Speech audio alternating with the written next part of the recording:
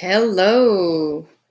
Well, this was an impromptu live. This is an impromptu live for sure. I didn't plan this at all. Just so bored on this Sunday afternoon. It's raining outside all day.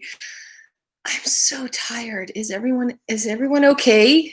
Because I'm okay, but I'm just really tired. Let me see who's here. Please say hi. I have a live chat open here. Can you all see me okay? Hear me okay? Is the connection, is the quality of the video okay?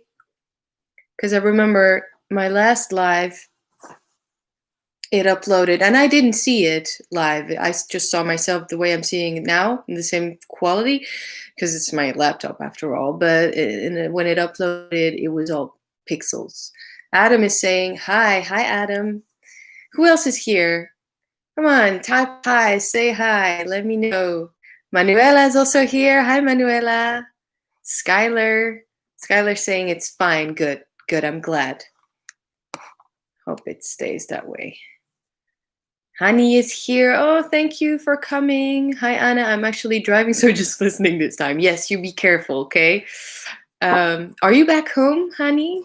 Or are you still, where was it? Beautiful lake and, going into the ice water.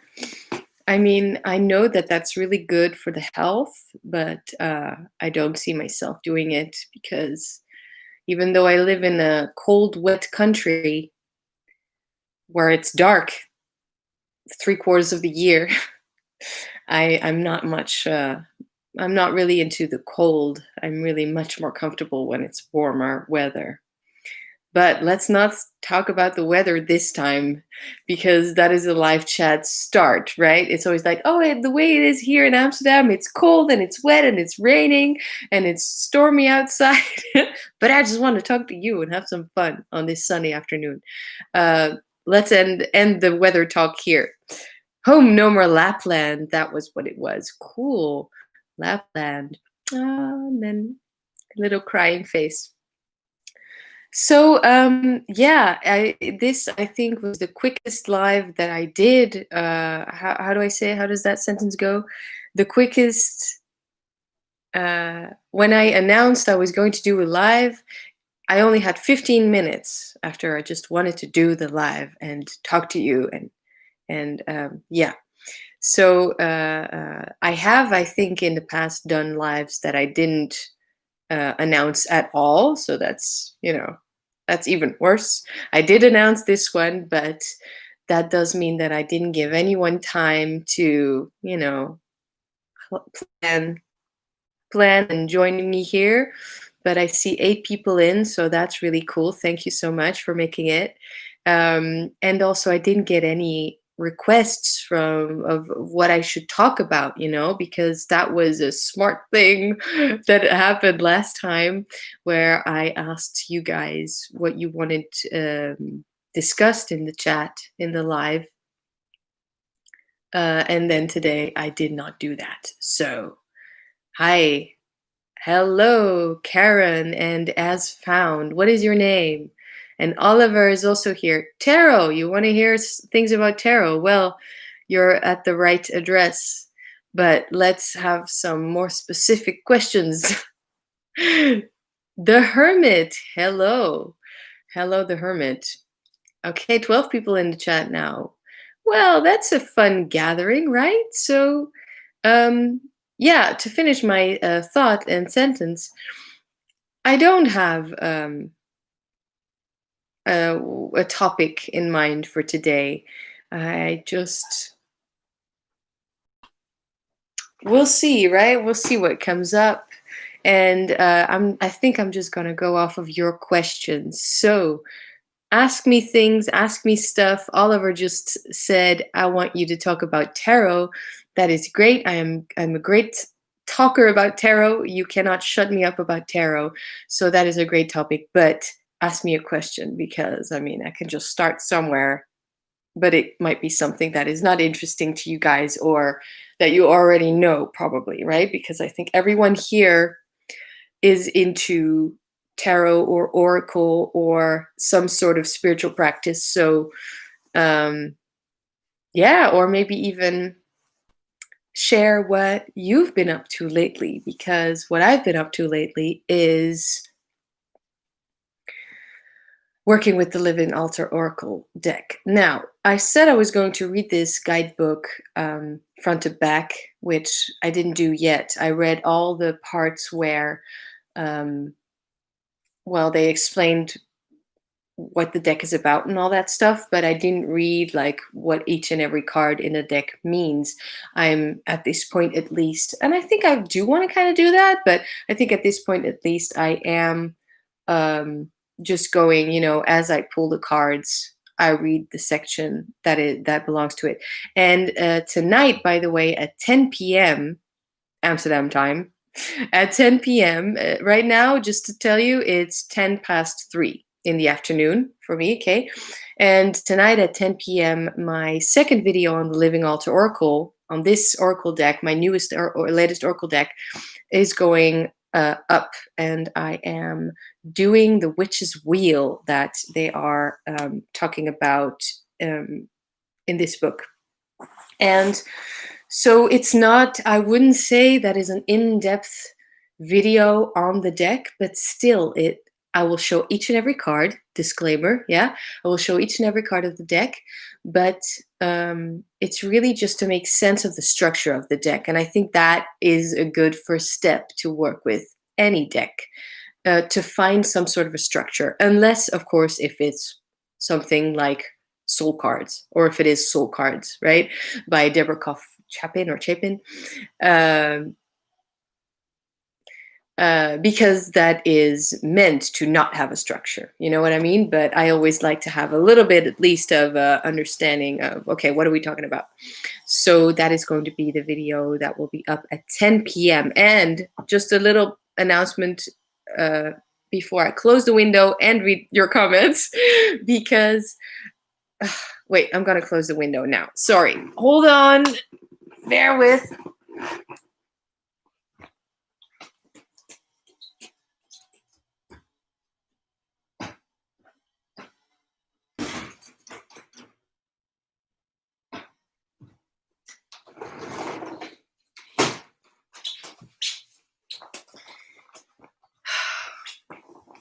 Okay, let's snuggle back on this couch. Great time for one of the neighbors to start doing whatever they were doing.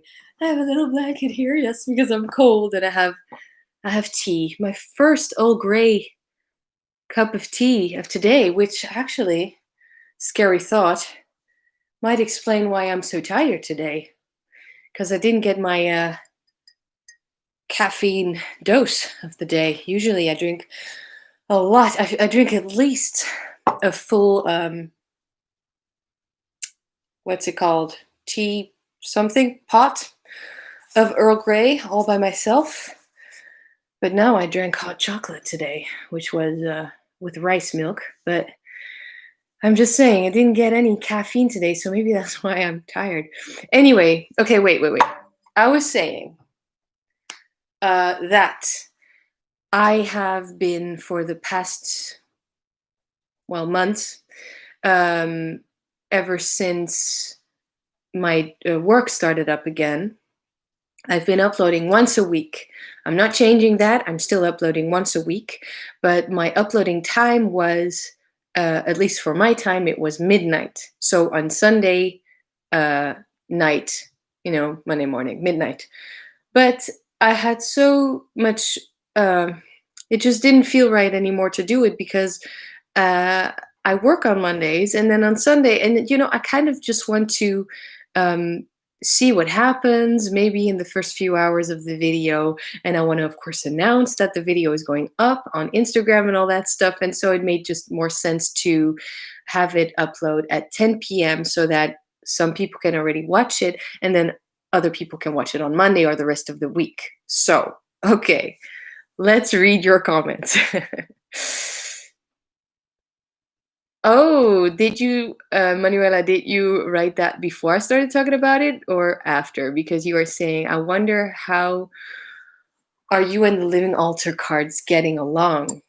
Yeah, I'll get into that because it's an oracle deck, so and they're huge, and I actually have to want to read the book. It's not as fluent as tarot cards where I can just pull three cards and I don't have to necessarily work uh, to get the message. I could journal, I could uh, reference a book.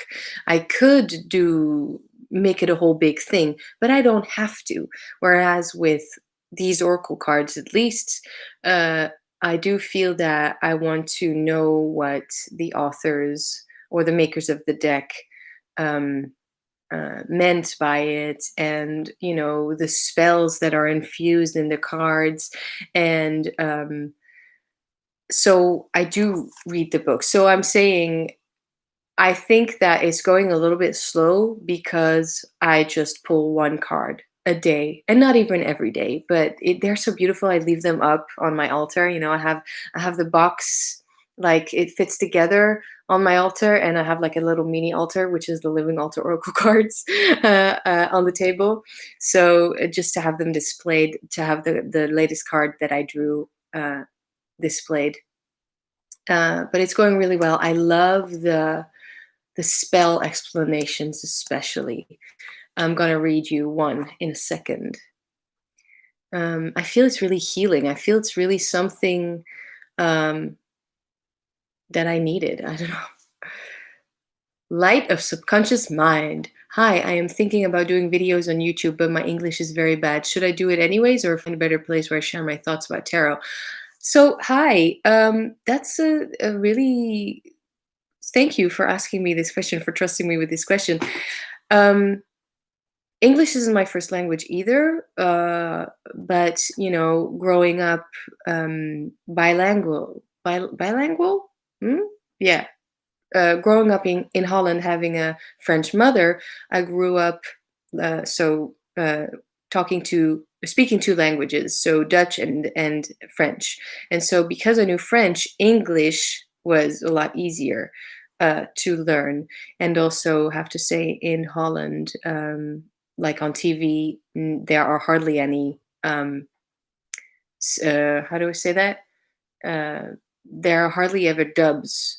Most of the time, we hear the English or American, and there are subtitles. So I think that most Dutch people get into English easier than other countries. But what I still do is sometimes I just upload videos in Dutch also. So you could, of course, have both languages. And also, I mean, um, uh, I don't know. I also make a lot of mistakes in English, right? Maybe it doesn't sound like it, but when I look back later, I know that I wasn't supposed to say it like that, or I made a mistake. But it doesn't really matter as long as people um, are interested in your message, and as long as people are understand what you're saying, then I think if you have a message that you want to put out there, just do it and try it out. And it's going to be scary anyway. And also, um, you know, in the beginning, especially, it's really awkward whether you are fluent in English or not. Um, um, so there's that. But I think language really shouldn't be, a reason uh, to not do what you want to do or feel the need to do. So yeah, if you have these thoughts you want to share about tarot, please just um, yeah, I would be interested in hearing what it is. And I think also maybe that's maybe a silly thing, but also it's just like it's practice too, right? To make videos in English. Uh, it's English practice, so you'll get better anyway. Adam is saying, would love to know your thoughts on the Magus Thoth card. Don't find anything I can find on it particularly satisfactory. Okay. See if I'll get into that with all the other things. Karen, hello, and everyone. Hello, Karen. Okay, as found, your name is Kimberly. Hello, Kimberly. I was wondering if you had a specific spread or ritual planned for the new moon this eve. Yeah, so it is the new moon. Um, I don't have a specific new moon spread because I'm kind of on a no new spreads phase, I would say, and it's been a while since I've been on that. It's just I have a few that stuck, that I made or that I tweaked so that it made sense for me, and so I don't have to think about what each and every um, placement in the spread means. It just the cards are lined up or whatever are in the spread, and I can just read it without having to think of, okay, wait, what does that card mean in that context? Like the context is already, it's really clear.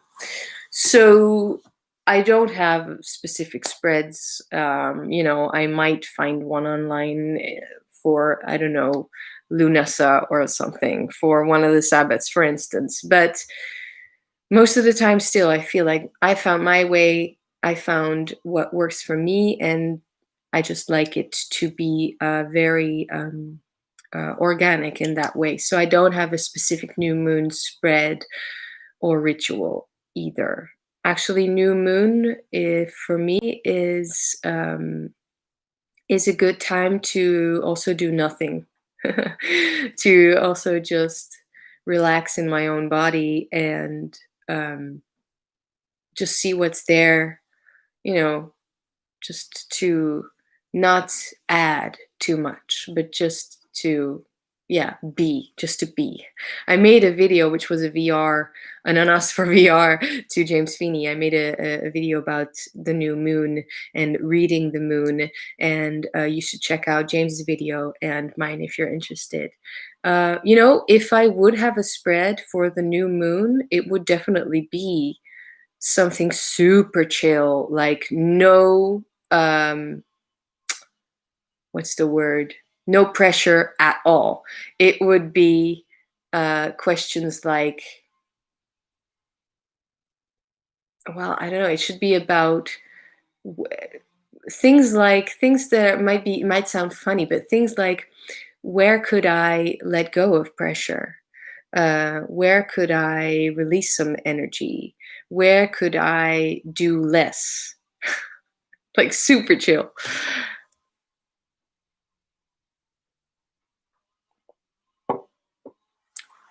Oliver is say I know I'm behind in the chat, and I also skipped the Magus question, but I'll get to that if I have anything interesting to share. I'm not sure though.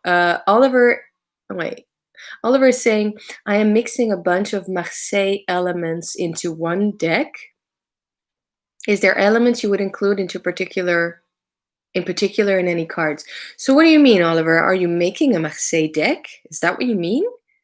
Or are you just mixing Marseille elements in reading the deck?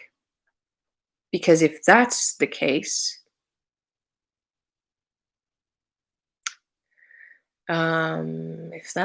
well, the Fool. Let's start there. Um, the Fool I like without numbers.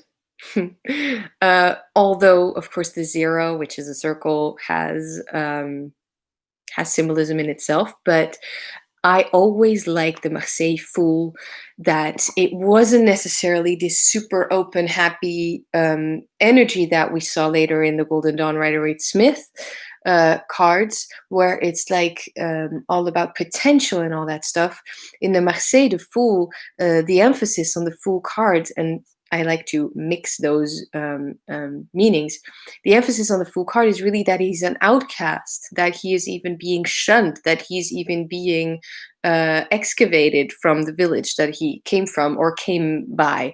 He's kind of like the underdog. He doesn't fit in, and people don't understand him. And you know what I mean? It's like, it's much more, he is outside of society, and kind of like that about that about the Fool.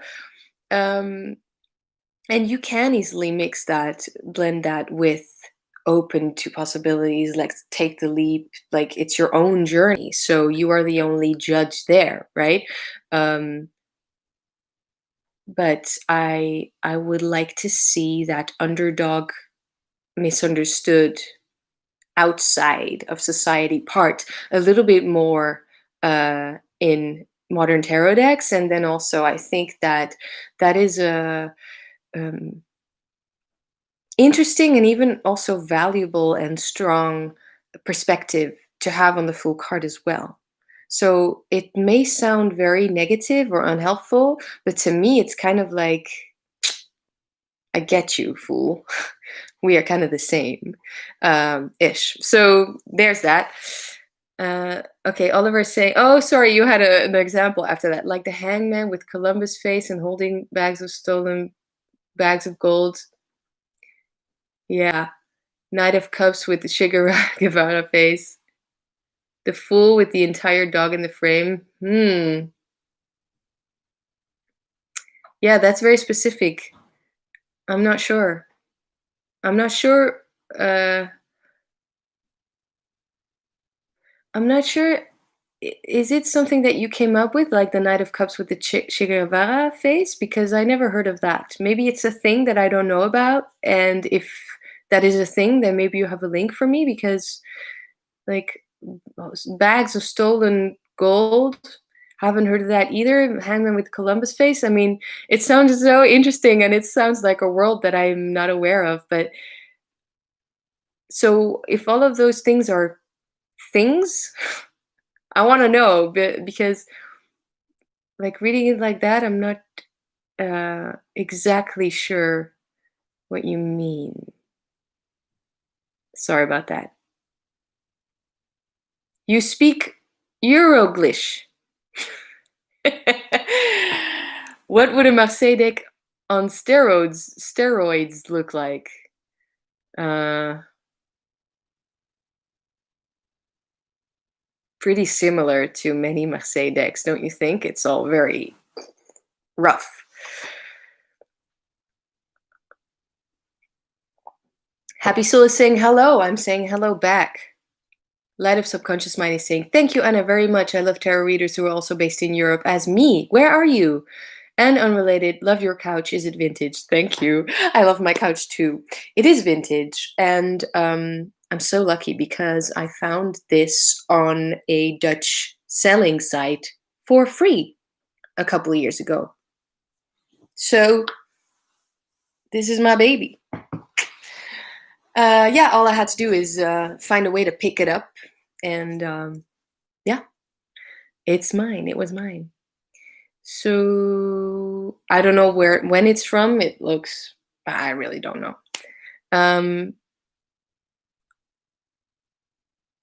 Well, Oliver, how would the body positions of the characters enhance the meaning of the cards? Well, obviously, first of all, directional readings, right?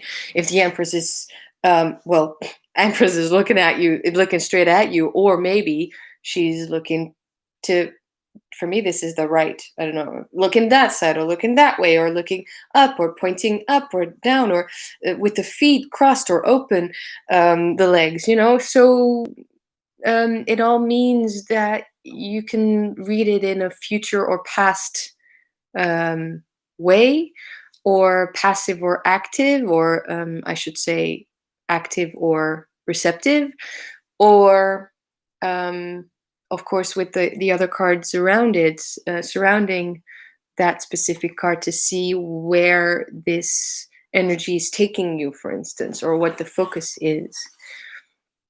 So all of that does count, but you know there are um, different ideas about that as well. Like, hope I'll be able to explain that. But for instance,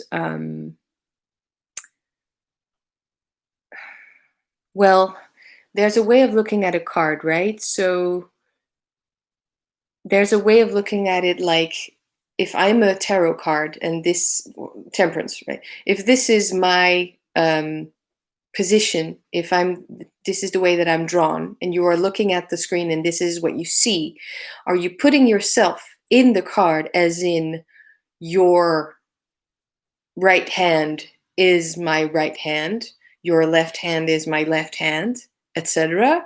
Or are you putting yourself in the card as a mirror?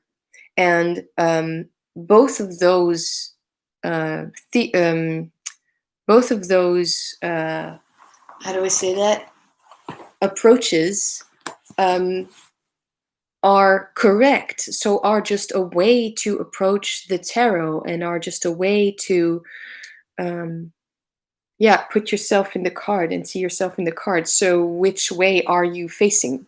Um, just pick one and stick with it, or read them intuitively on that subject, on that words today, guys. I'm trying. Um, yeah, no problem. Yeah, making a Marseille. That's so cool. Yeah, Oliver. I don't know. Are all of those uh what you're saying, need to face in the Fool, are all of those your own ideas? Because I mean, that's cool, but uh yeah.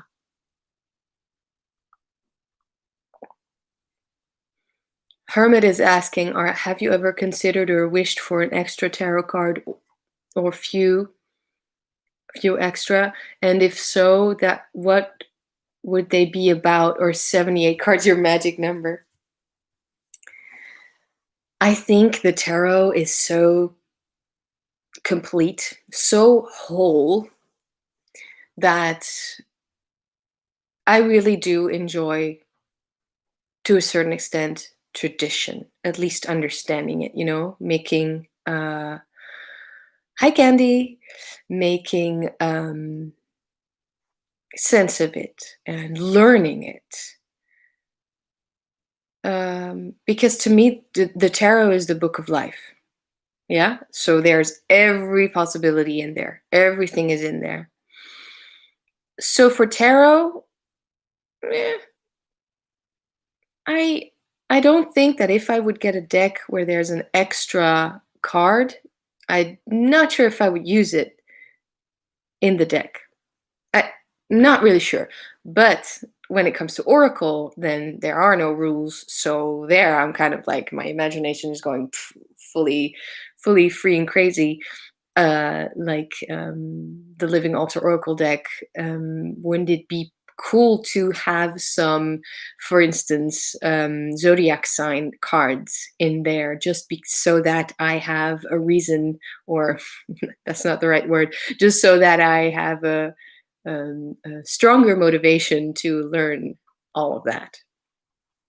Sorry, there's a hair in my t-shirt. Yeah. Have you seen my t-shirt, by the way? Isn't it cool? Oh, I can't see Iggy.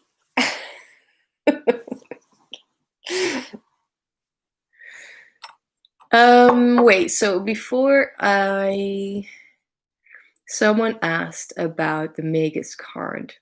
Yeah, I mean, your thoughts on the Magus card. I don't know. Something that is a little bit outside of what you usually hear about that card.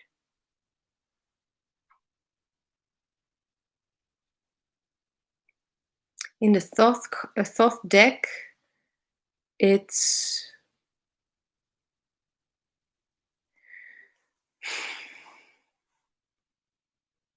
hard to say just like that, because maybe if Adam is still here, maybe you can elaborate a little bit on, what is it about that specific card that you don't find particularly satisfactory? Because I've been there, maybe not with the Magician or Magus card or Bateleur card, but for instance, definitely with the Justice card, or definitely with the Strength card. So, adjustment, lust.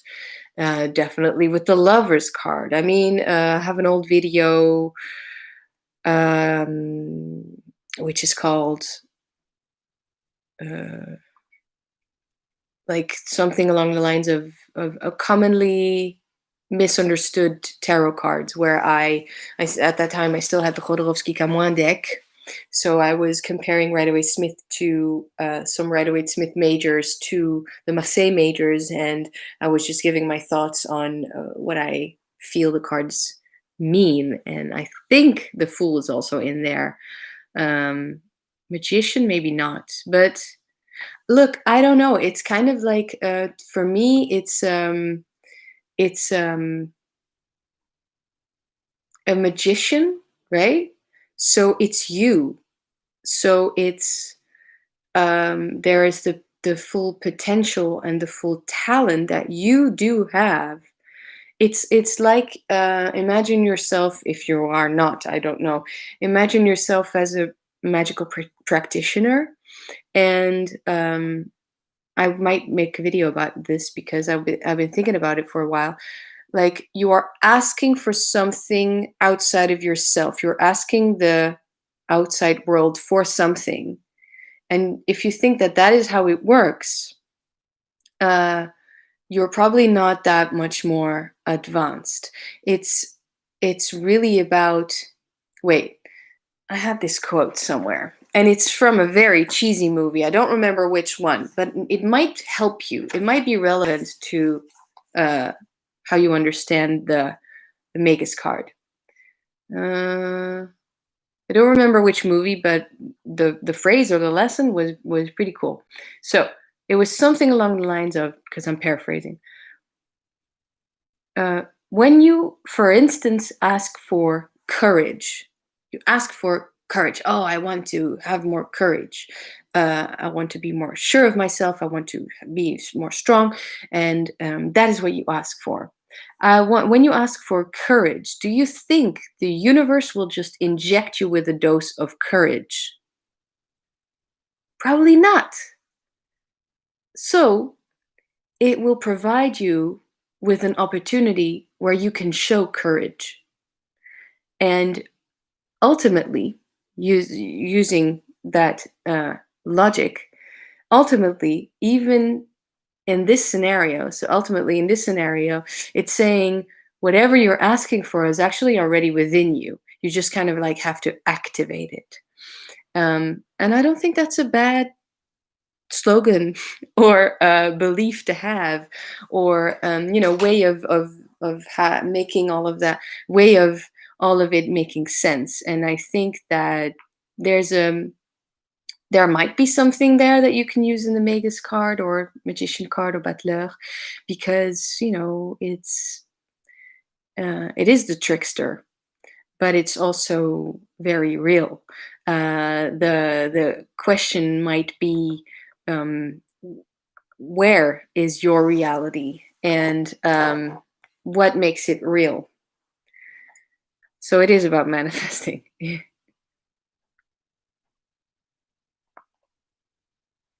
Yeah, Honey is saying, I never used the extra cards index. Yeah, I know.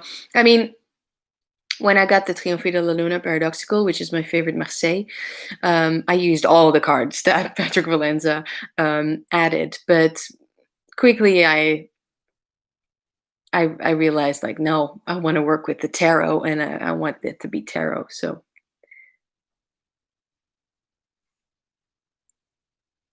hi, Anna. When will we see another dance-related video? Do you include some form of dance movement at your altar? I don't really, but it's complicated. After having, worked so hard, but with a lot of love for your passion for so many years, it's kind of like, also, it's hard to understand perhaps, but it's also kind of like a relief to just not do that for a little while. But yeah, there will be another dance related video. But as I said, it's kind of complicated. It's bittersweet. But I'm happy now. I'm in a good place. Oliver, does it have to be 78 cards?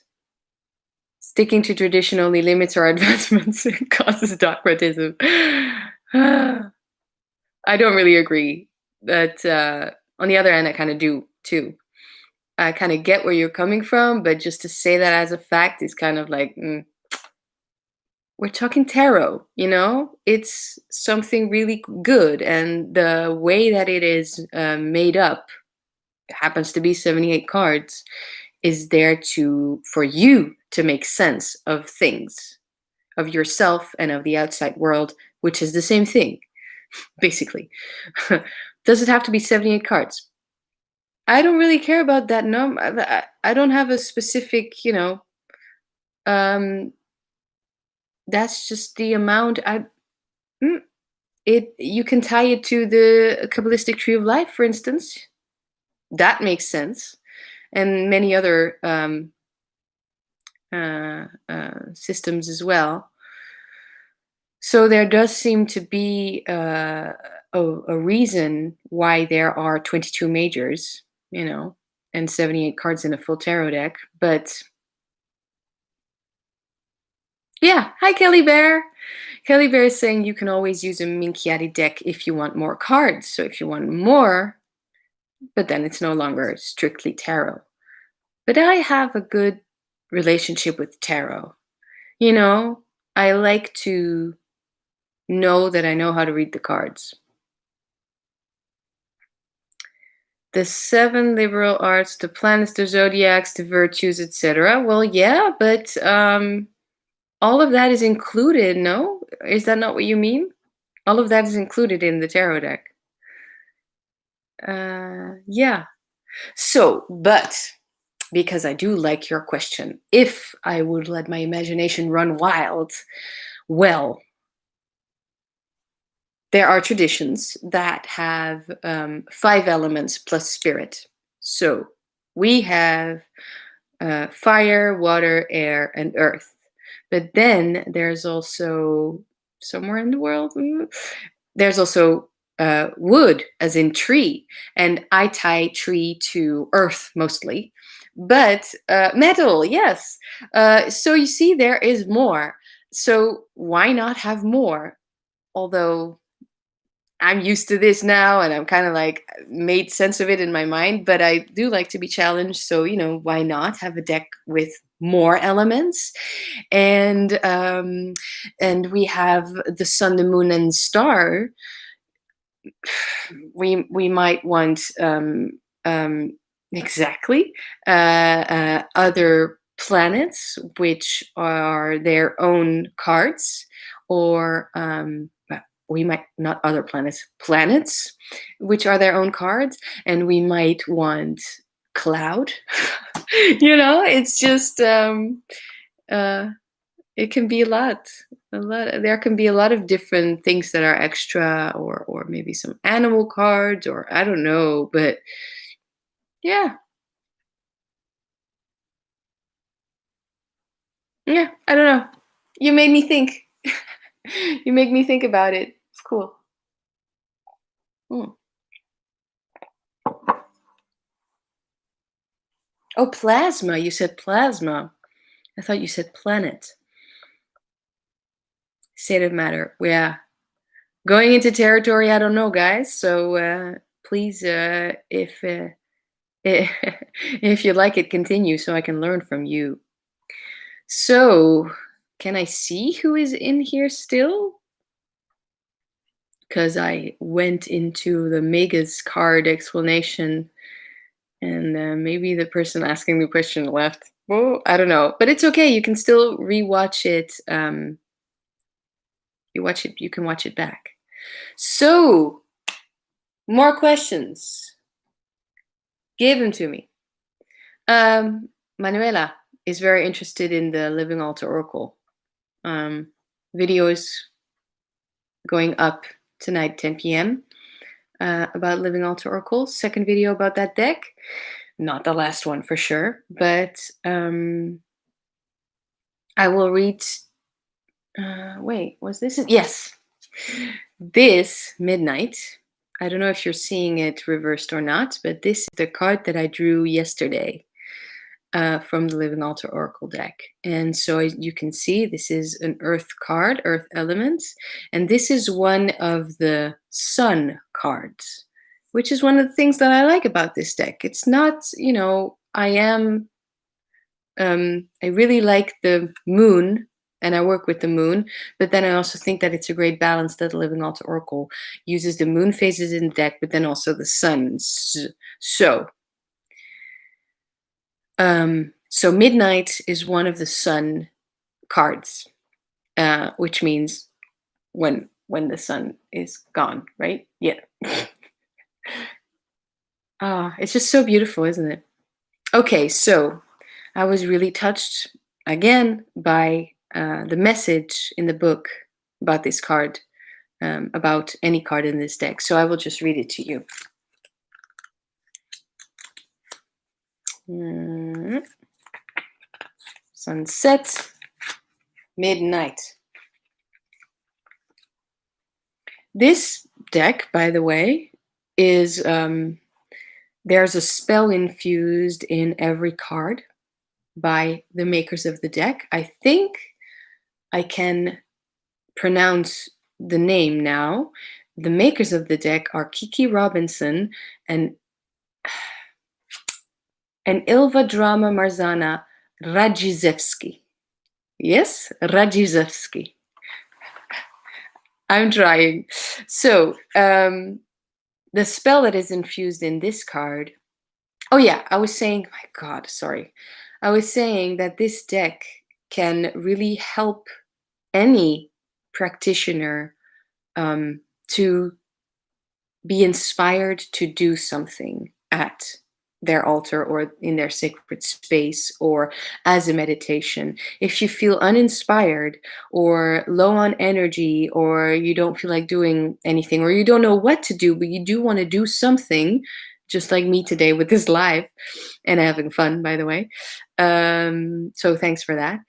Then pull a card, look at it, feel it, make sense of it, and then read the book because they made spells to go with the cards. So, and you can, of course, just read it and then that's it, think about it, or you can make it into your own ritual. So, the spell, I'm just going to read the whole thing and then I'm going to tell you what part of it, struck me in the feels. The spell. What if my body is freedom? I make ceremony in exploring my holy vessel and altar. The rooting of my soul, deeper into my bones, is a sacred act of love. I am a temple of dust and ash. I chant the memories of every moment that has served to build this sanctuary. I rejoice in the reverberation as they sing a devotion to the ancestor I am becoming. I sink deeply into night's embrace. I receive the solace and sanctuary it provides. My magic is restored in the silence of the mystery daily. And then guiding message. Turn inward. Kind of fits the new moon, right? There's also a new moon card in this deck, but turn inward. Allow the magic and energy of what has transpired to nourish you. Take time to honor the ancestor you have become.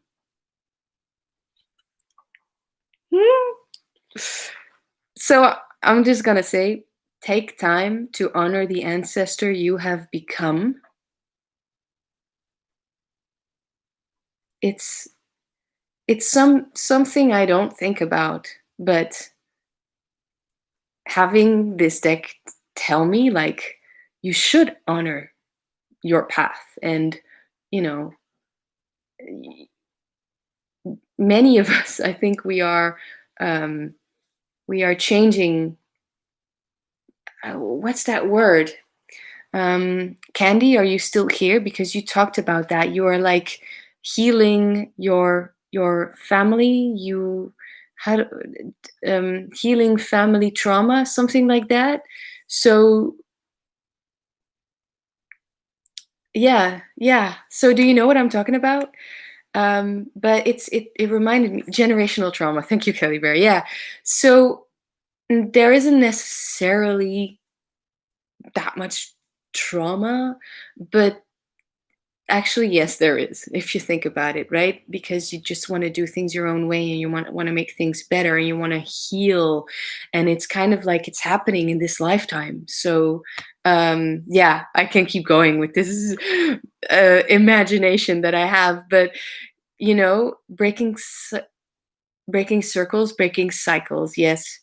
Yes, exactly. For yourself, but also for the people before you and also the people you know that come after you.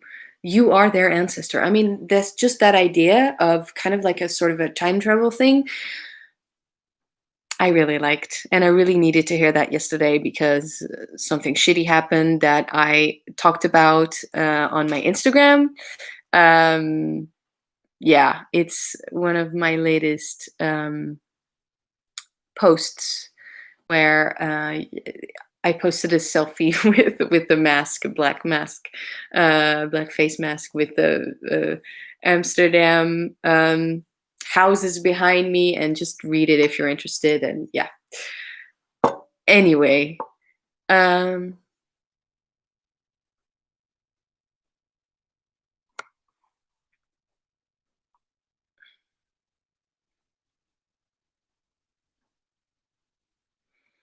Honey is saying, I'd love to hear about the raven in your Instagram picture. Well, yeah, nothing special there. We saw a bunch of ravens when we walked the dog, and they flew away when the dog came along, and I just happened to make a picture at the exact right moment. And I love ravens and crows, and every time I see them, I'm kind of like, hi, friends. So I'm the weird girl. So, yeah, I just really love them. I love how dark they are, how fully black they are, how I just yeah. Mm. Have you been using the Wildwood Tarot much this season? I'm going to be pulling out to work with the rest of autumn and through winter using the newer. Oh, there's a newer book? You're kidding me. Which one? What's the title? I love the Wildwood Tarot. In fact, I love it so much that I'm not sure if I just might prefer it now since I've been working with it for a couple of years. I might prefer it to the Greenwood Tarot. Not sure, but Wildwood Tarot. Well, I have been going back to my main decks plus the Living Altar Oracle. So, Triomphe de la Luna Paradoxical as a Marseille, Thoth Greeny as a Thoth, and then Centennial Rider-Waite Smith as a Rider-Waite Smith, although a little less because still, but then Living Altar Oracle. But also, I have been a little bit low on energy, so I've been working a little bit less. Oh, yeah, and Crow's Magic Tarot. Crow's Magic Tarot, I think, was on the forefront for it for November at least. But yes, Wildwood Tarot, I agree, is definitely autumn and winter for me, even though all the seasons are represented. But I kind of like the book that was written about it, the guidebook at least. Are you talking about Wild Magic? That book. Um, thanks. I want to thank you for inspiring me to go and find myself a vintage greenie. Oh, your video about thought and fear helped me a lot. The second I opened the package, I felt a mixture of privilege and contentment. Cool. Yeah, yeah, yeah. I'm glad that video is helping people out. And it's not just with Thoth, it's with tarot and with all of this stuff that I like, all the occult things, right?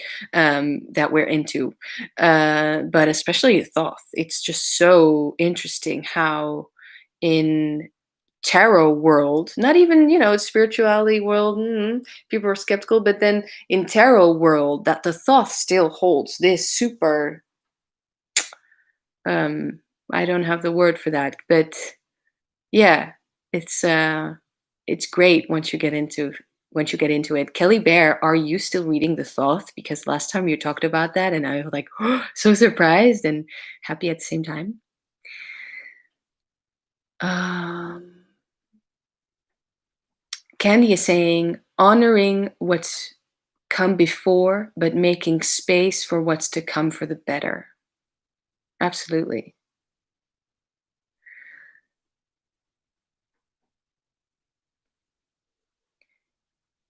We heal the whole line. Yes.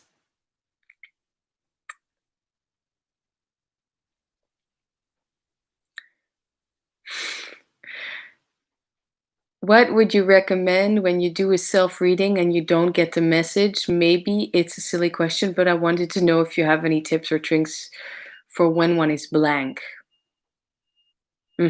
Well, what are all these noises? Okay. Um, oh my God, stop it. Do you hear that? Oh God, so annoying. Okay, so easiest tip, Karen, is to pretend that you are reading for someone else. Okay, make it easy. It's like, okay, for me, it would be like, okay, three cards. I read them for myself, and it's kind of like some days it just doesn't click, right? But then I pretend to read for someone else, and I pretend I only have 15 or 20 minutes, and it flows. And I read it as if I would read it to someone else, including explaining what every element means, including explaining, if that's what you do. Sometimes I still do that. Explain what the numerology means. Explain all of the things, and then that is where you kind of rely on your own knowledge of the cards and how it works, and then all of a sudden there you go. There's the message. Otherwise, I would leave them for a day, come back to it later. Although then I know that sometimes I forget uh, what state of mind I was in, and so of course the message would be different the day after. But the best way, the easiest tip I can give you is pretend you're reading for someone else, and you have to like really make them understand the message. Hope that helps. It came out a couple of years ago. Yeah. So it's probably Kelly. The wild magic, no? Yeah, yeah, wild magic, yeah. I have a metaphysical shop that I very much in Amsterdam. It's very famous. It's the Fabula Rosa. What a fabulous name they have, don't they? And they have that book, but I haven't picked it up yet. And this, which was an ebook, but now available as paperback. Ooh, yes, because I don't do ebooks. A Year in the Wildwood. Hmm. Trying to make me shop, Kelly? Okay. Mm. Mhm. Hmm. That might go really well because, of course, the Wildwood follows the Wheel of the Year. Might go really well with Living Altar Oracle. Yeah, because they do the same thing. They call it Witch's Wheel, but of course it's the Wheel of the Year. So perhaps this is a bit too personal, but what kind of questions do you work with in your own practice? Do you ask information on your day to come or more psychological questions?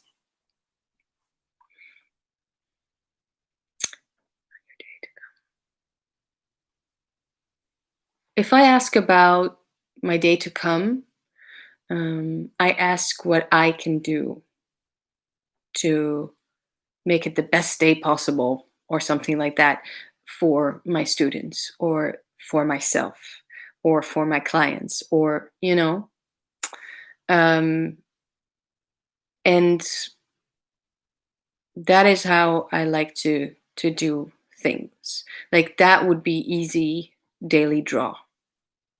No deep psychological stuff. Just set intentions for the day, make a focus. Um, so that feels good, right? But it's also kind of like quick. And sometimes some other stuff comes up with the cards that I drew, but uh, yeah, I don't usually, I kind of stay away for myself and for clients still to do, um,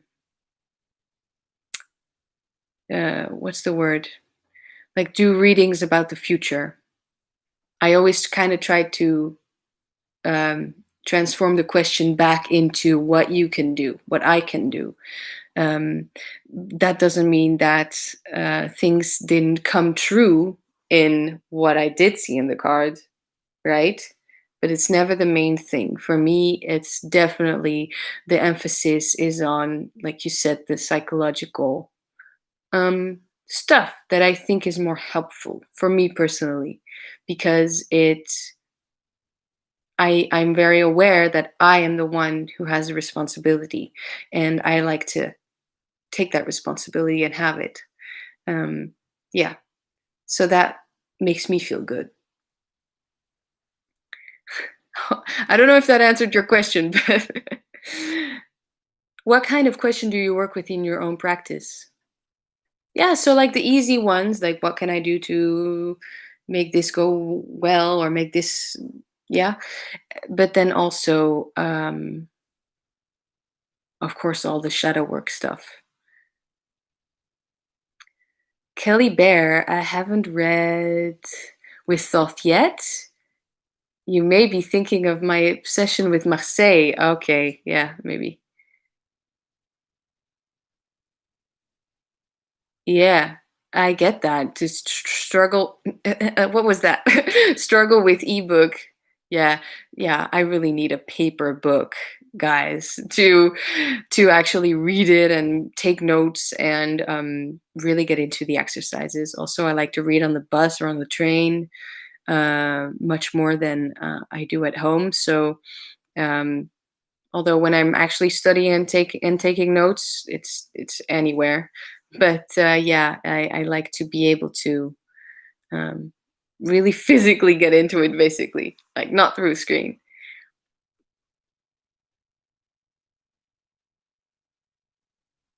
Mm, that's okay. Hello, that crafting lady. Yes, it is. Okay, so Candy is saying, Anna, have you read the novels that link the Raven's Prophecy Tarot, the Raven's Boys books? No, I haven't, and I didn't even know that there were novels that were linked to the Raven's Prophecy deck.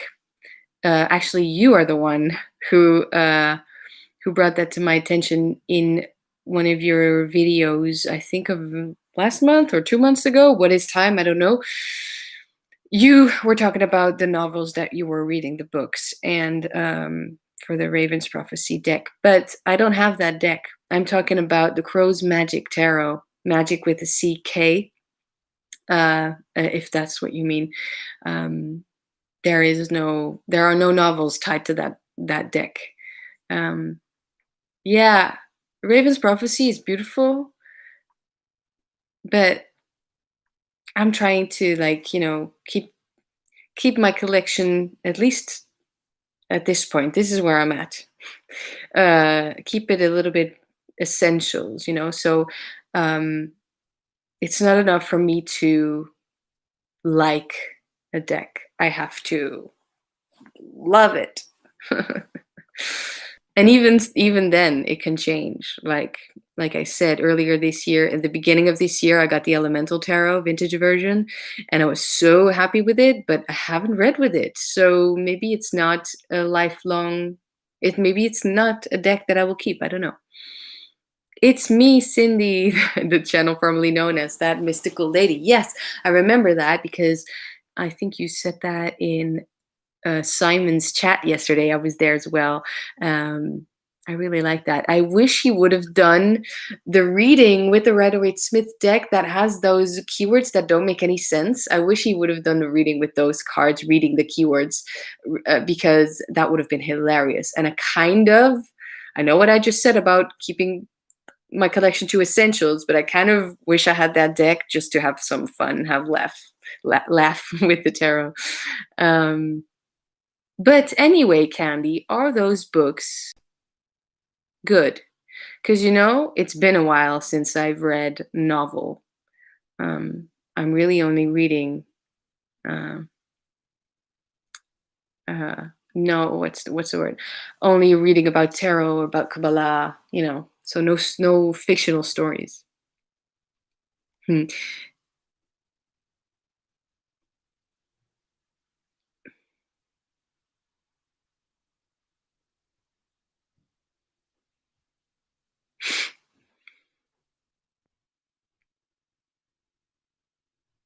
Oh yeah.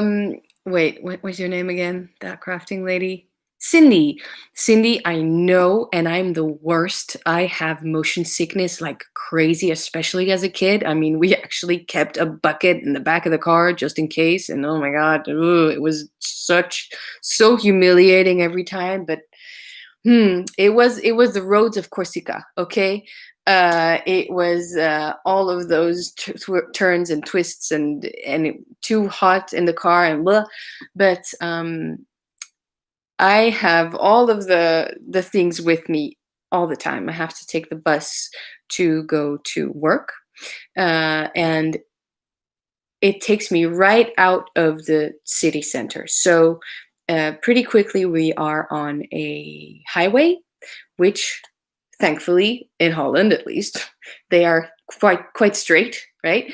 So not really a lot of motion sickness going on there. Then I always have mints, and I always also have my headphones because that I have some kind of a soundscape I can listen to, or music which takes my mind off of the fact that I don't feel so comfortable on the bus, and so my mind wanders and I don't get sick. And this all of these things put together is how I can read on the bus and without getting sick. I don't get sick anymore on the bus, but and on the train either. But yeah, it depends. If the road would go like this, I would definitely not be able to read. That was maybe oversharing. We'll see.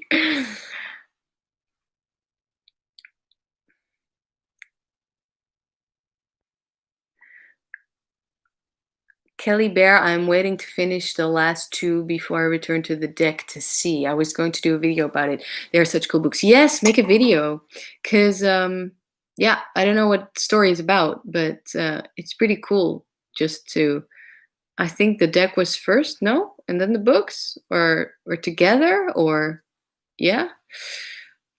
Maybe a bit more like. Uh, okay.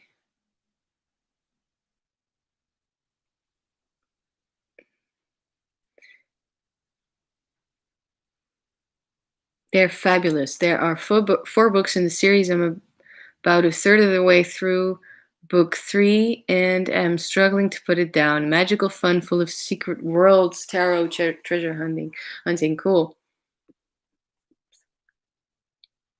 I know the front of the bus is definitely better than the back for travel sickness. That's for sure.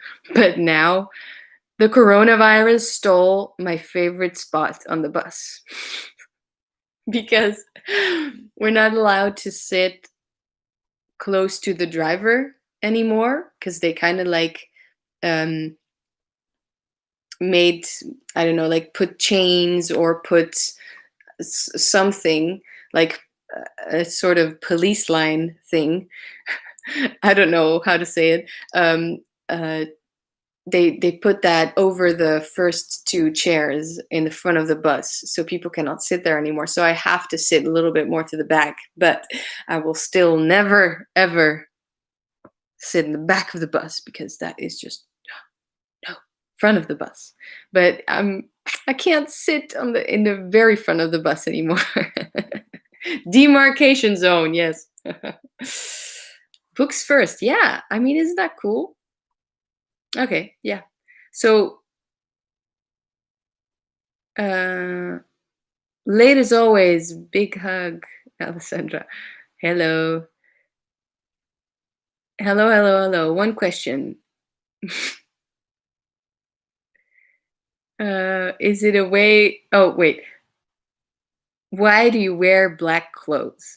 Sorry, I laughed at that. It's just because in Holland it was a big thing for a long time that whoever, whenever you would wear black clothes or have black nail polish, people would assume that you're goth or gothic, as they say in Holland. And I mean, for me, there were just two steps to be called that. where there nothing else in the way that I dressed or the style that I had showed any type of goth style. You know, maybe some punk elements or something like that, but not even really. But it just took two steps. So have dark nail polish and wear black clothes. Because I'm so pale anyway, and I have this long dark hair. So I mean, apparently wearing these clothes and having this nail polish made me goth. But is it a way of protection for something you just like this color? Well, probably both, you know, because I like the color. It's my favorite color. Black is my favorite color because it's the darkest color. And some people say it's not even really a color. And because it's the darkest color, um, it's mysterious and it's open to the imagination, and it's reminiscent. It could be anything.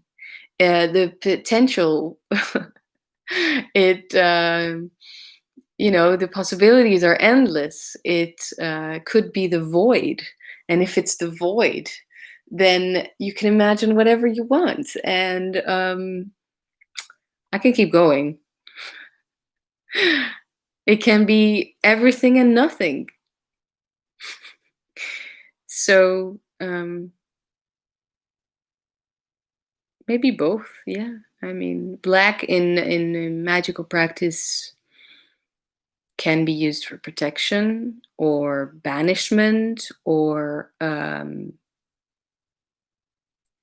like it is said that black holds absorbs light. Light is energy, and so it absorbs magic. So yeah, maybe all of that is like in the back of my mind somewhere. All of these things I picked up on as a kid, and this is why I'd like to wear black so much. I don't know. It just matches my soul, darling.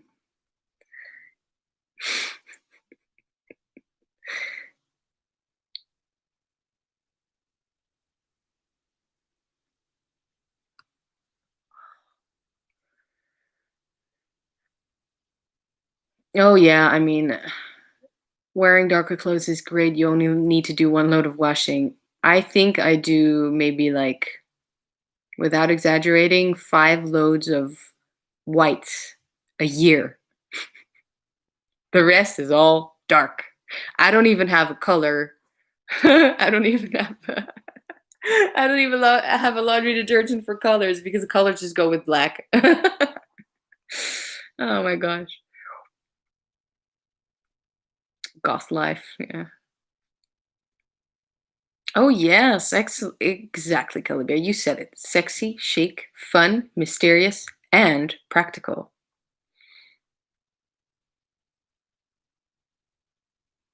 Abyss.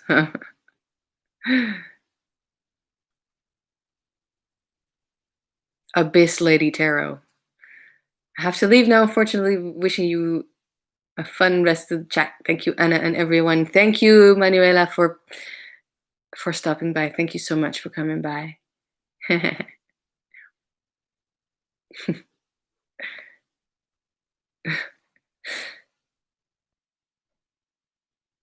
Aw, yeah, but Candy, you have 3 kids plus yourself. Oh my gosh, and 2 dogs. Aw. You are so, you must be so busy on a daily basis, just, you know, keeping track of everything, Candy, because wow, you know, so much work. My Virgo boyfriend spilled something on his black jeans once, and we needed to go home so he could change.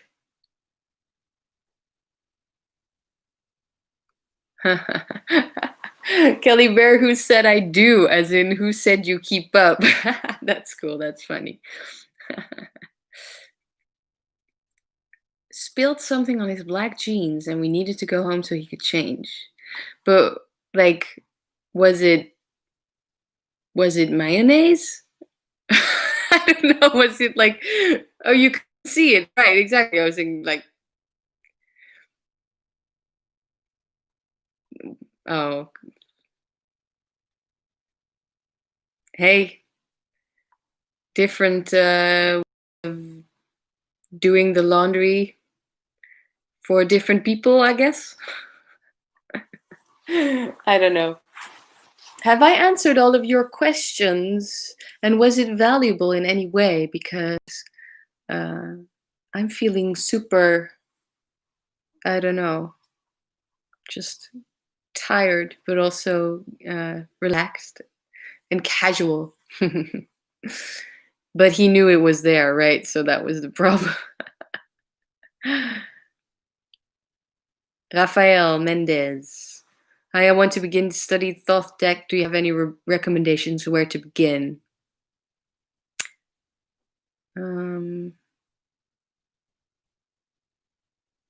Well, look, I don't know if this is the best way to it's if it's the most approachable way, but when it comes to Thoth, if you're already into tarot and can read tarot, you know, when it comes to Thoth, I just feel like you'll get the most poetic, beautiful experience if you just dive deep and pick up the book of Thoth and read front to back.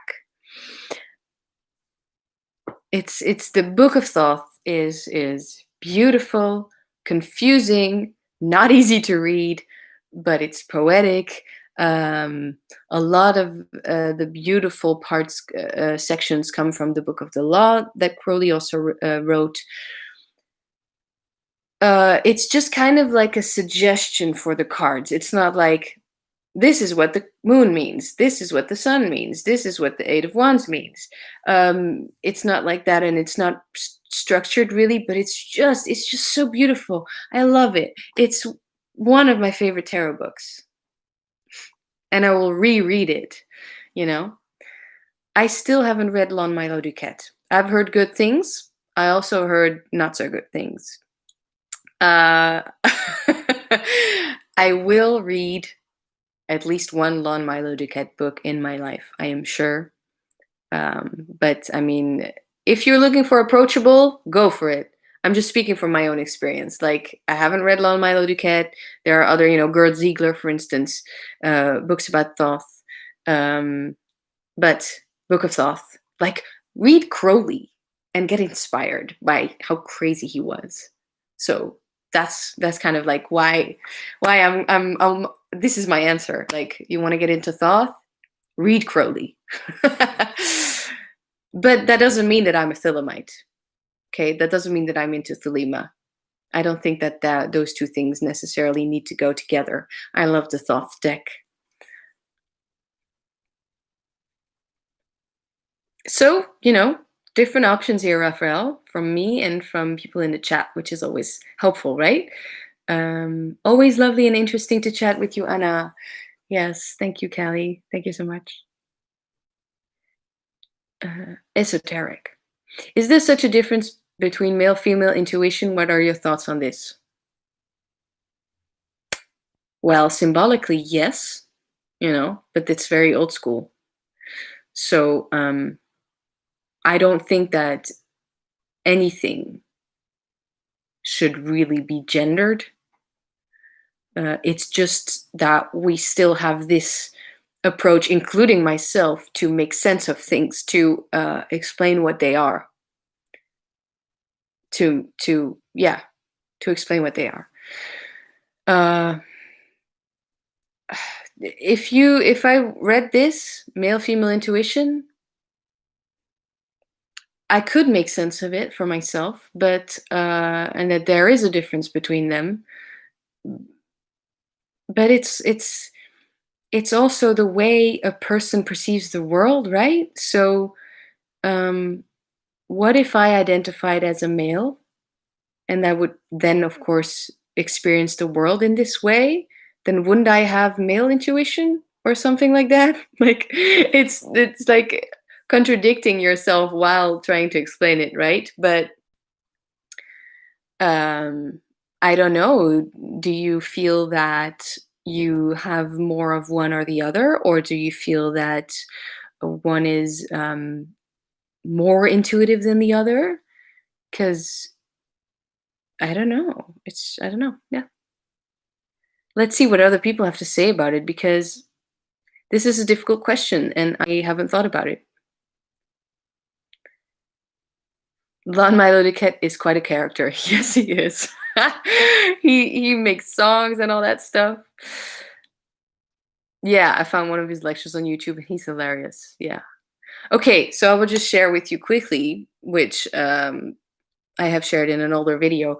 The reason that I'm a little bit like not immediately reading Lon Milo DeCat's books is just because I have found this, maybe it's conspiracy theory-ish, but I found this information online that he is a part of the OTO. Mm? And the OTO, back in the day, was really pissed at Crowley for publishing, you know, the secrets and all that stuff. This is really like incomplete information that I'm giving you right now, but it kind of suggests that Lon Milo Duquette being part of the OTO, he might not give the full information um, about tarot. But I'm not saying that this is what I believe. I'm just saying that this is what I heard. Um, it's just a possibility, but you know, again, I don't know because I haven't read his books, and um, even either way, tarot is personal. So whatever you read, whatever you hear, um, always personalize it.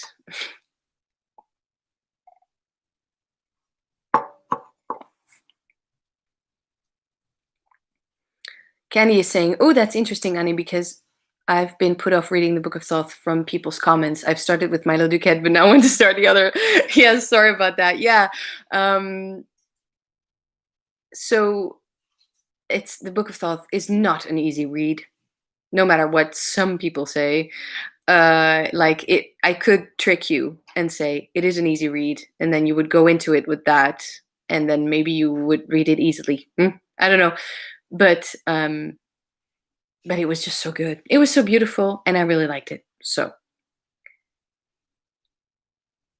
maybe read both and see the difference in style. Like Lon Milo Duquette probably, that's what Lennon said, right? Probably just took the Book of Thoth and um, organized it. But I kind of liked the mad genius approach. uh, where are we?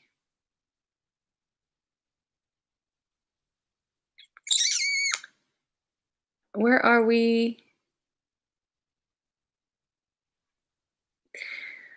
Agreed. I've listened to a couple of interviews with him, and he's very interesting and funny. I'd say no, gender is a construct, right?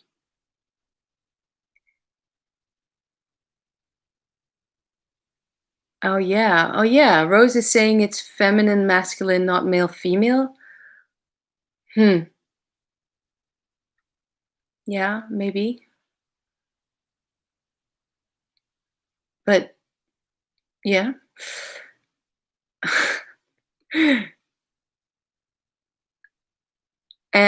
I'm beginning with tarot, and I know it's all about practicing, but how to understand in a better way this world thought tarot? Would you recommend me as a daily 5-minute practice? Uh, read with Thoth.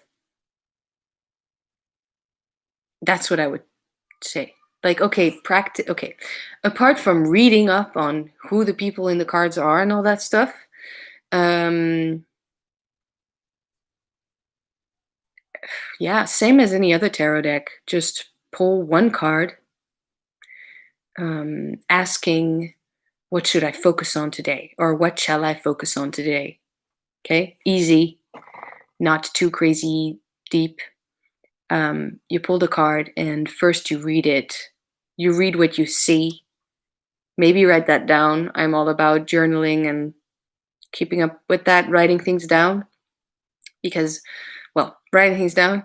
And then if you're still learning, then grab the reference book and see what the book is saying.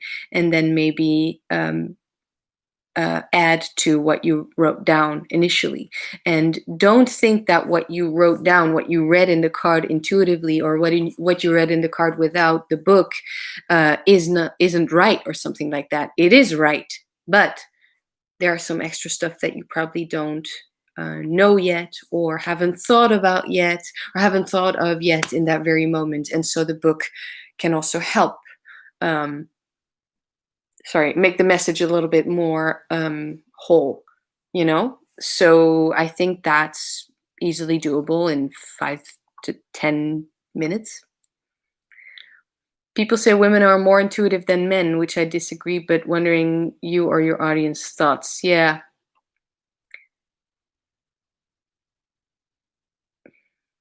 I think this just comes from active and not passive, active and receptive.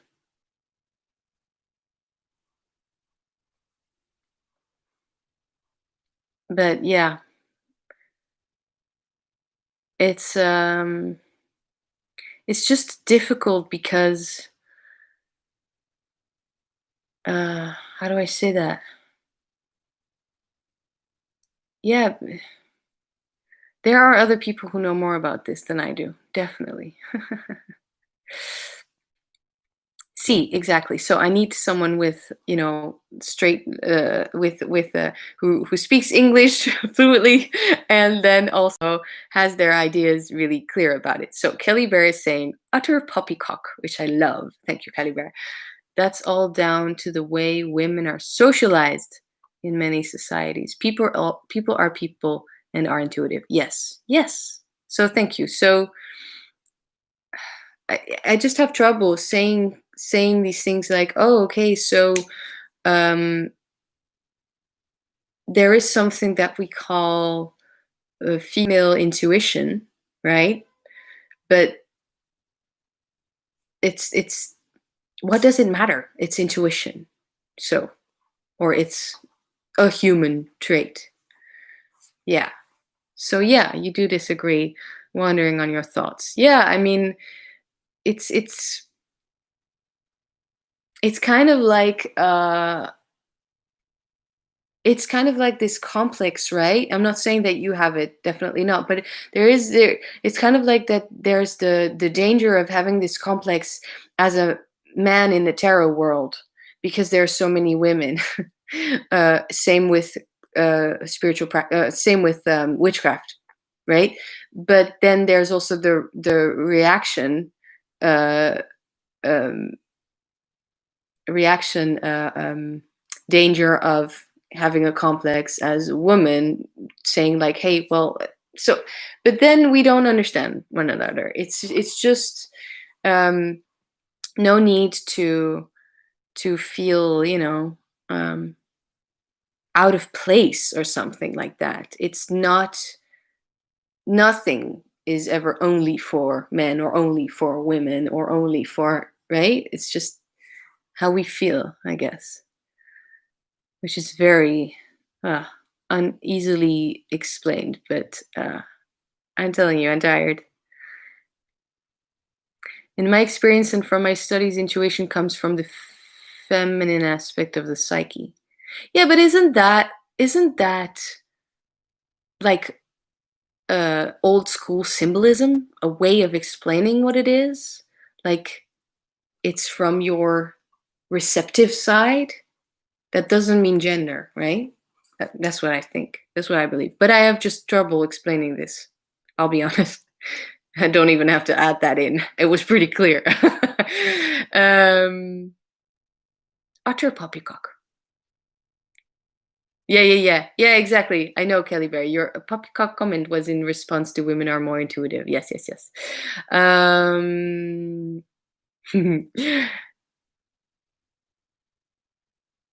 It's not a gender issue, just the way how we are using our natural talents or are not.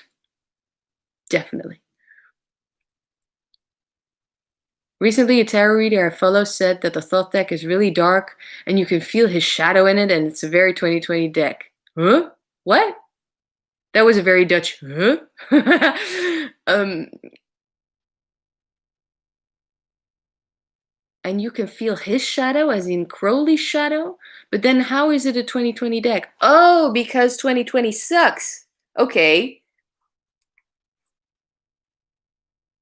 But you can feel Crowley's shadow in the deck? Is that what he said?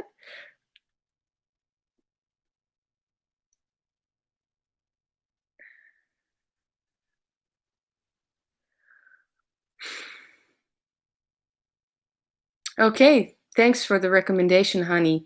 Marcus Cuts Thoth books.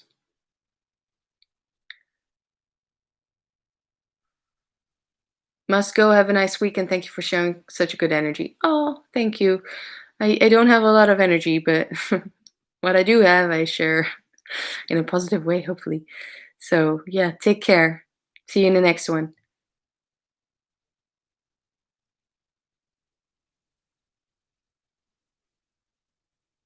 Mm. Hi, Brand?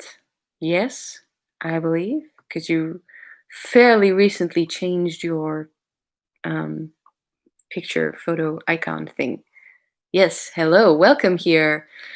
Yeah, happy new moon. I love that. Right, it doesn't mean gender. Right. There's definitely something to that. That socialization issue. Yes, talking about something that I didn't read out loud. It's about the patriarchal structures. Yeah. Yeah, that's probably one of those things that I have in my brain, but I just cannot express.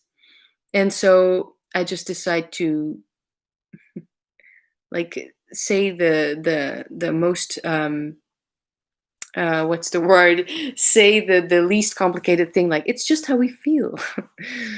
Ugh.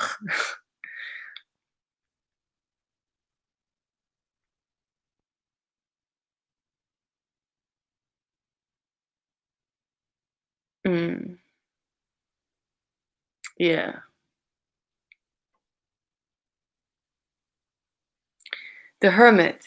I have heard that diviners tend not to be good magicians and magicians tend not to be good diviners, from Peter J. Carroll, or Chaos Magician, if tarot compares to divining. Bye, Candy. Ah, yes. Feed your kids. And pets.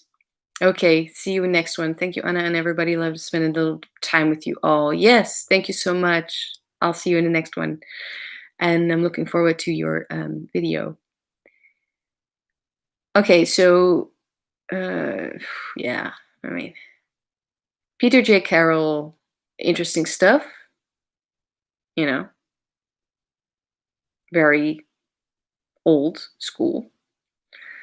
I'm not a fan of the word divination for the practice that I have, just because I believe, let's check, if you look up divination, meaning the practice of seeking knowledge of the future or the unknown by supernatural means, doesn't really feel like that is what I'm doing.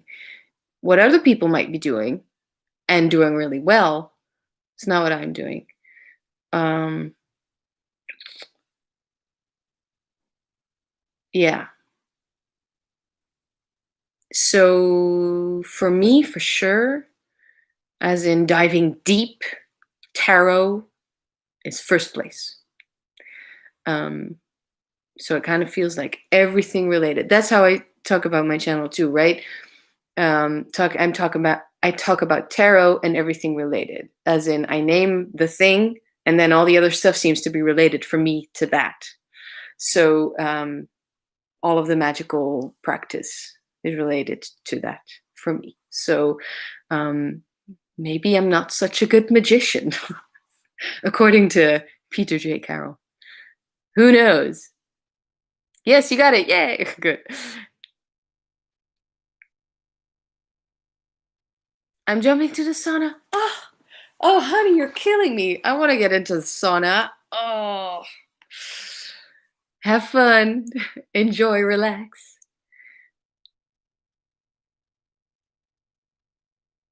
Yeah, that's true, Rose. I feel like I need more from that explanation. Like, why does he think that? Why does Peter Carroll think that? I love that, Kelly Bear. Same, Rose. It's also poppycock. Balderdash, even. I have never heard that. I heard of poppycock, but balderdash. What does it mean? What does it mean? What is balderdash? It's to do with the action of the processes behind physically conflict. You are confusing me. Balderdash. That's Dr. Nami's surname, and it means utter nonsense. Cool. It sounds like utter nonsense. Balderdash. Balderdash. I will worry about it, hermit. Explain yourself. If you want to. No pressure from my side.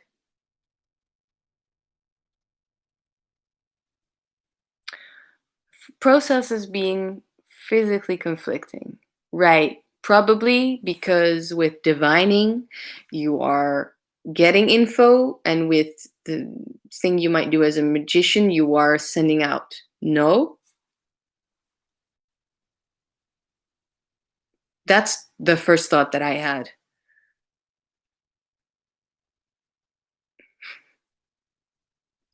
You know, there are many different approaches and many different truths, many different approaches that are true, that make sense, that work. So, haven't read a lot, Peter J. Carroll, but yeah.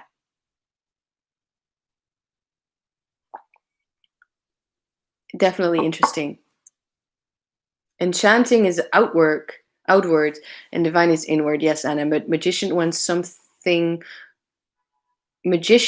something, whereas diviners want info.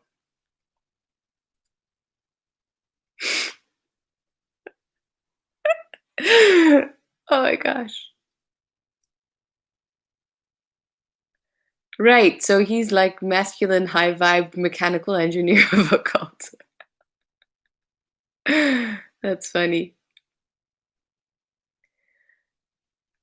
In my language,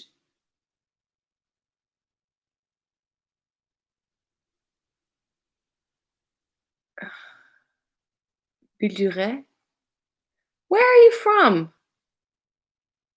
It could be a French word that I don't know.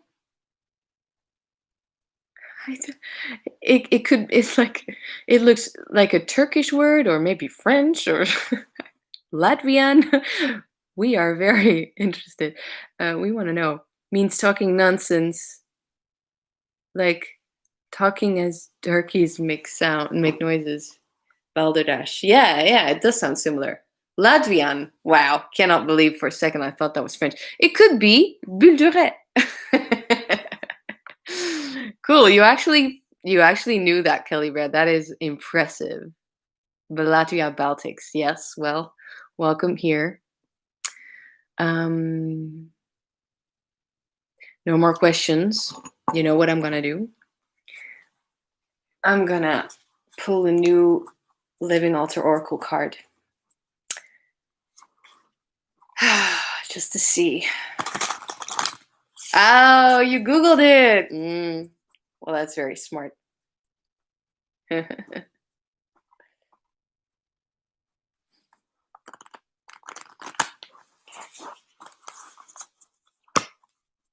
So hope you're all excited for my Living Altar Oracle video that's up tonight at 10 p.m. Rose, you are hilarious. Obsessed with this deck. Can't wait to get paid. Gosh, I love that. Yeah, it's beautiful. So I'm not shuffling in the spell cards. I have the other cards.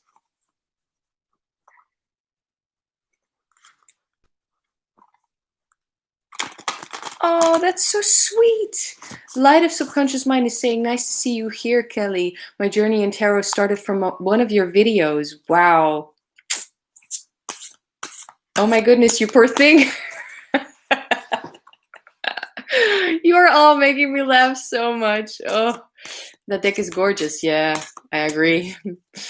So the only reason I could, well, that's not really true, but basically I got rid of 14, maybe more decks in 2020, which is a crazy amount.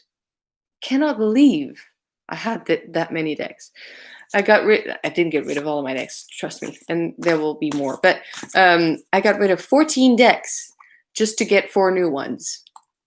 And like last month, I got rid of 6 pretty much at once to buy this one, buy one.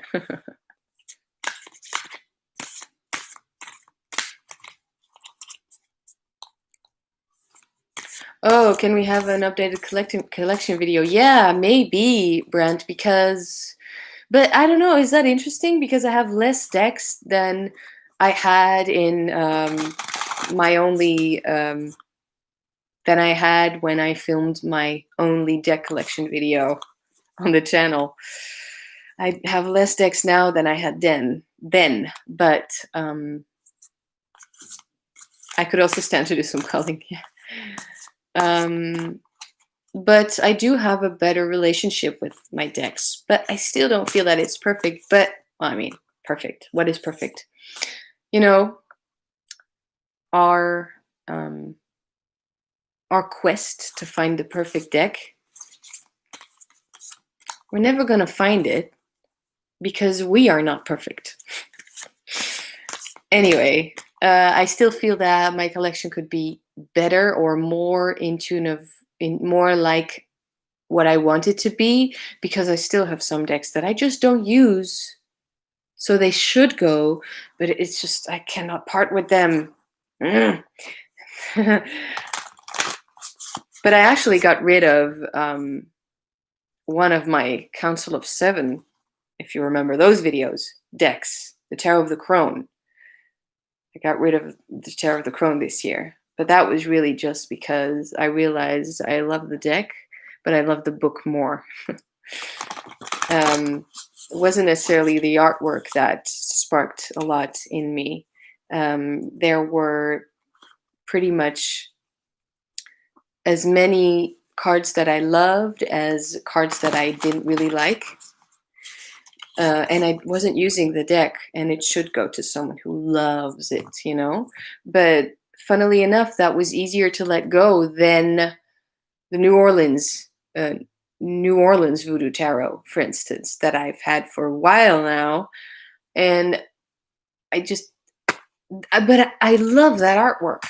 And I love the whole idea of the deck, but I just cannot read with it. Maybe that will just stay like that because it's not my tradition.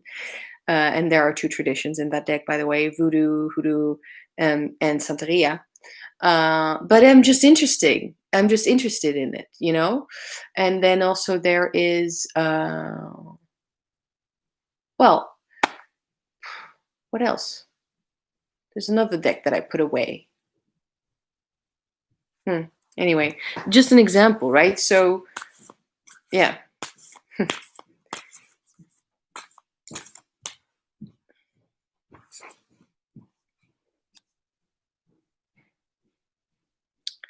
I just want to read your comments.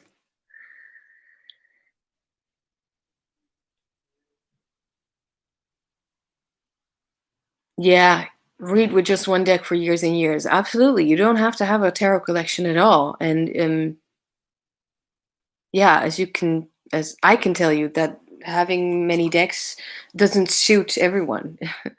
I feel at some point I have too many decks. So that is why I kind of like condensed my collection and got rid of the decks that I didn't love in order to get that one deck I do love. So, this is my newest one, so of course I'm in love with it, but um, we'll see if this one will stick. It's just you cannot know. Um, but it's just you don't need many decks to get the messages you need. But options are nice, absolutely. I can well imagine Moon Baby, but you collect, yes. I get overwhelmed by stuff. Yeah, yeah, I understand that overwhelming.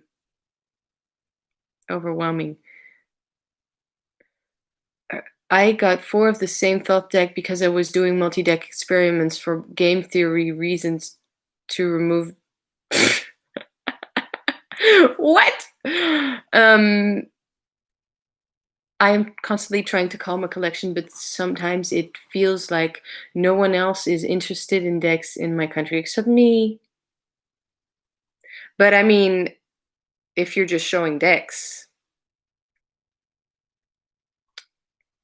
just make the video in English and just show mostly, right? The struggle is real.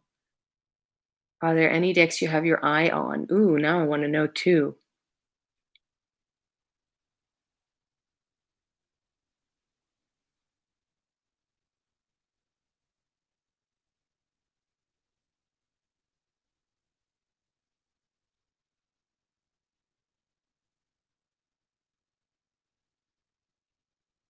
Oh, really? You live 30 minutes away from New Orleans?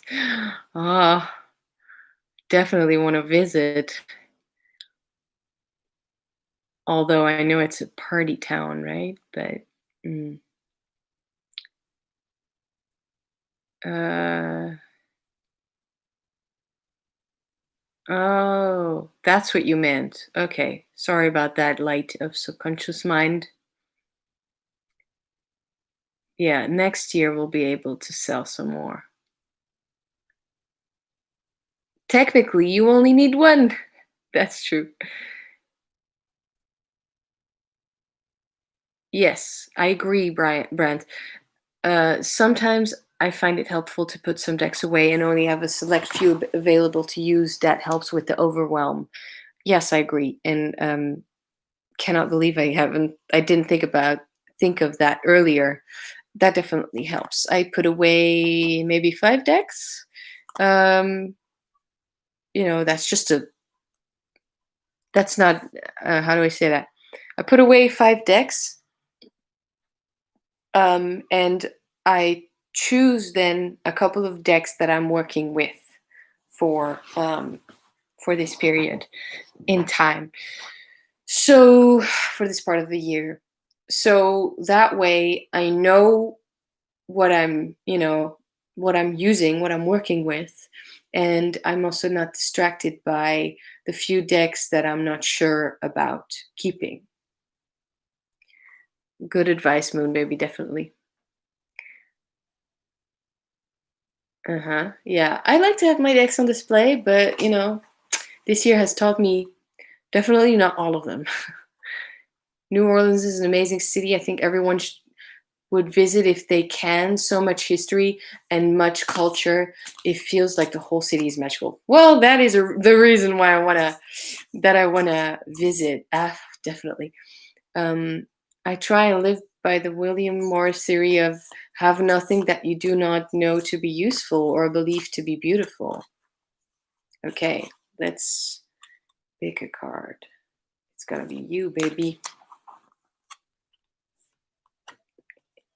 The opposite, you could say, of where we are now. I picked the moon card, the full moon. So let's see, which apparently is a fire element, which makes sense because you will see tonight that the full moon is in the same spot in the witch's wheel as the um, midday full sun, you could say, the sun at its peak. So the full moon is fire element as well. How long have you lived in Amsterdam? Since the age of.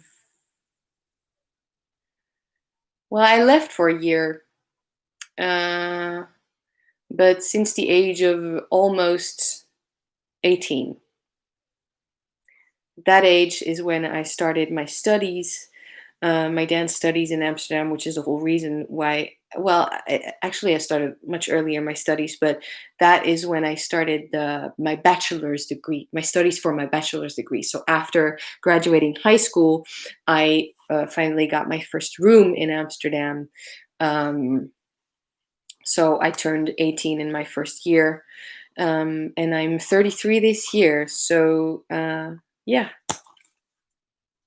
it's kind of like I came here, I fell in love, I never left.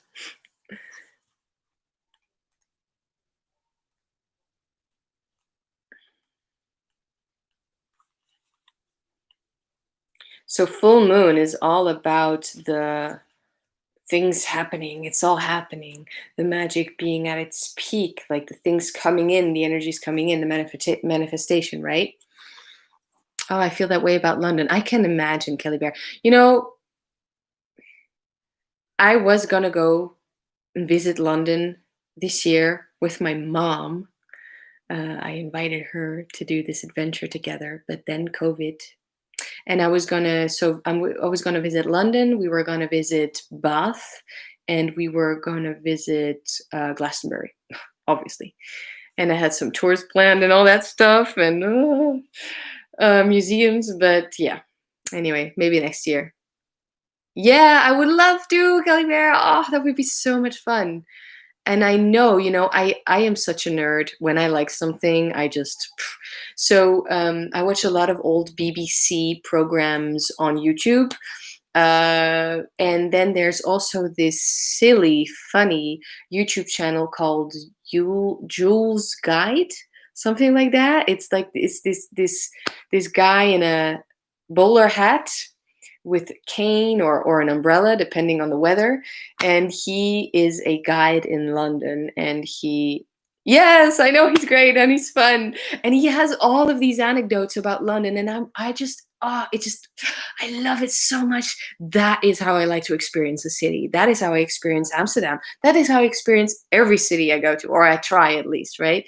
So, yeah, look him up. If you don't know it, yeah, it will make you want to visit London for sure.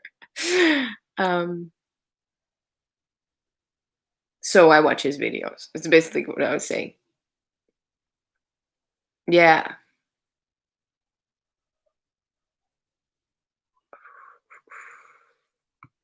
Trying to read your comments again, because I think this live is almost over, right, guys? Almost 2 hours. I know I'm having fun now, but I'm having fun, but I don't want to keep you too long. Um, wow. Wow. Fun fact, I live down the road from William Morris House. It's now a museum. Cool. Um,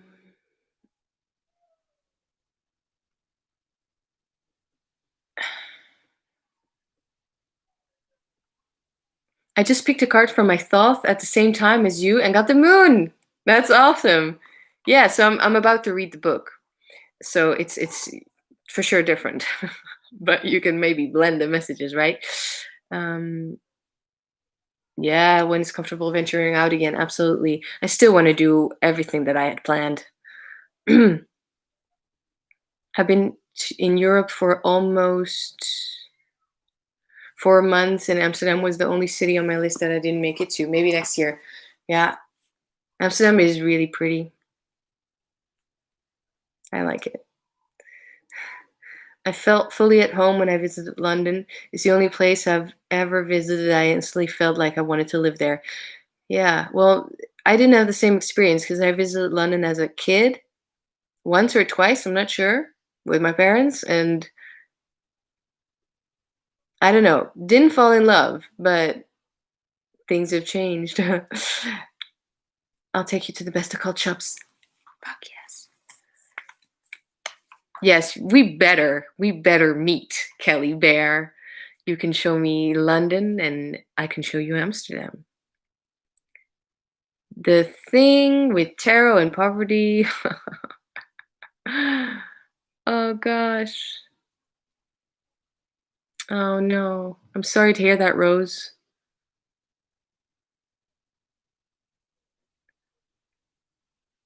Jules even. Yeah, yeah, yeah, exactly. Thank you, Kelly Bear. You're so good.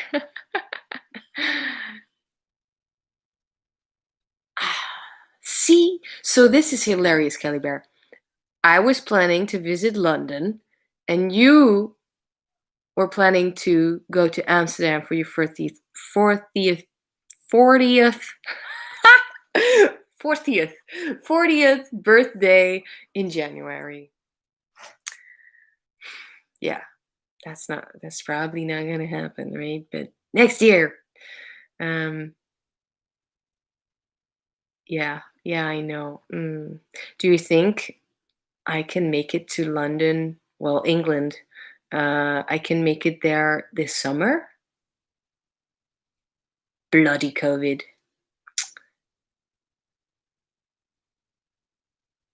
Okay, guys, I'm gonna read the book for this full moon card. Isn't she beautiful?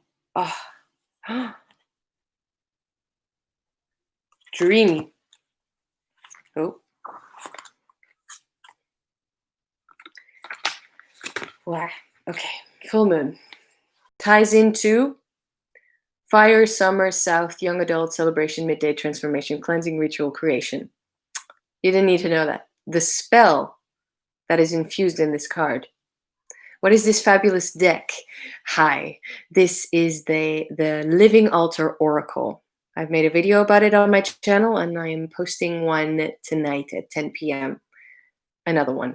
So the spell is, I love the way this starts. The spell is pencils down. There's literally nothing else that can be done besides give this moment the space it has earned.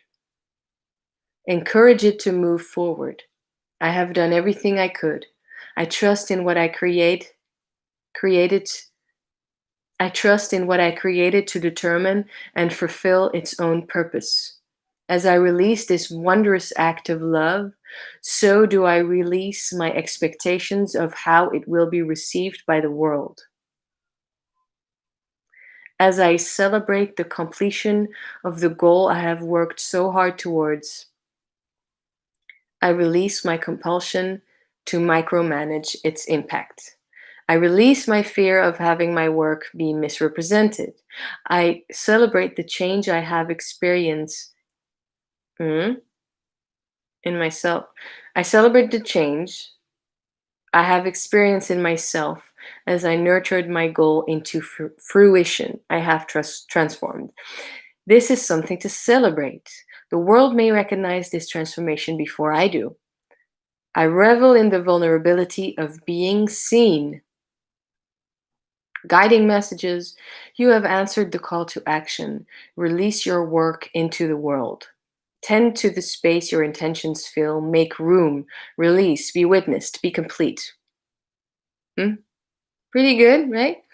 There is a lot of emphasis on releasing, which is something that I intentionally do not tie to the full moon,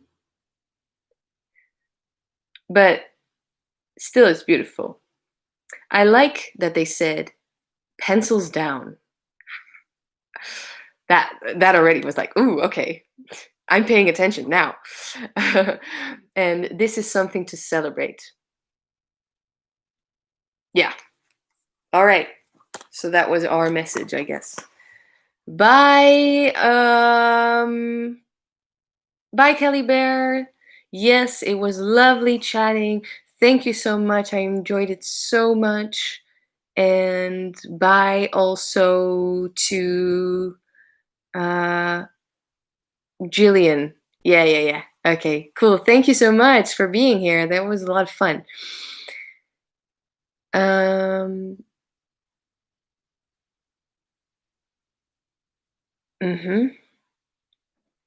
Tuche is asking, how many tarot books do you have and how many decks?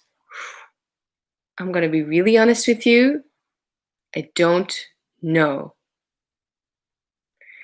Yes, tonight it's the new moon or dark moon. Um, Different people, I mean, how do I say that? Some people say that new moon is the first little sliver that you can see of the moon. Yeah, that you can see of the moon in the sky. But for me, the dark moon, the way it is tonight, as in the moonless night, at least from our perspective, right? That is the new moon for me. That is what I call the new moon. So definitely the opposite of what I just read. But this is a deck that has moon cards, sun cards, um, elements. Uh, Life path cards, and also seasons. So I just happened to draw the full moon card and read the message in the book. Yes. Okay, bye. Thank you so much for being here. I'm gonna go, and yeah, I didn't think I was gonna have a 2 hour long live chat today. This was really an impromptu live. I thank you so much. Um, I thank you so much for being here, giving me yeah. It, it's I'm having a lot of fun, and it was a lot of fun. Yes, Tucci, we just um talked about that maybe I should do a new tarot collection video. But warning, I have less tarot decks now than I had um, in my only tarot collection video I have up on this channel. So thank you for the impromptu live. Thank you for the impromptu being here. And there is a new moon card in that deck. Um, but maybe you're talking about the tarot. That's very possible. But you know, the moon is still the same, just in different phases.